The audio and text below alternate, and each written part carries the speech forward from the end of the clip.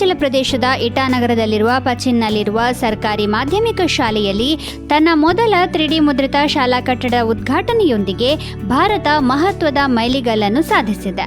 ಅಗ್ನಿ ಅವಘಡದಿಂದ ಧ್ವಂಸಗೊಂಡ ಶಾಲೆಯನ್ನು ಅತ್ಯಾಧುನಿಕ 3D ಪ್ರಿಂಟಿಂಗ್ ತಂತ್ರಜ್ಞಾನ ಬಳಸಿ ಕೇವಲ 2 ತಿಂಗಳುಗಳಲ್ಲಿ ಪುನರ್ ನಿರ್ಮಾಣ ಮಾಡಲಾಗಿದೆ. ಅರುಣಾಚಲ ಪ್ರದೇಶದ ಮುಖ್ಯಮಂತ್ರಿ ಪೆಮಾ ಖಂಡು ಅವರು ಸಾಮಾಜಿಕ ಮಾಧ್ಯಮದಲ್ಲಿ ಈ ಸಾಧನೆಯನ್ನು ಸಂಭ್ರಮಿಸಿದ್ದಾರೆ. ಇದು ಶಿಕ್ಷಣದ ಮೂಲಸೌಕರ್ಯದಲ್ಲಿ ಕಡಿಮೆ ವೆಚ್ಚಕಾರಿ ಸುಸ್ಥಿರ ಪರಿಹಾರಗಳನ್ನು ಅಭಿವೃದ್ಧಿಪಡಿಸಲು ಉತ್ತಮ ನಿದರ್ಶನ ಎಂದು ಅವರು ವಿವರಿಸಿದ್ದಾರೆ.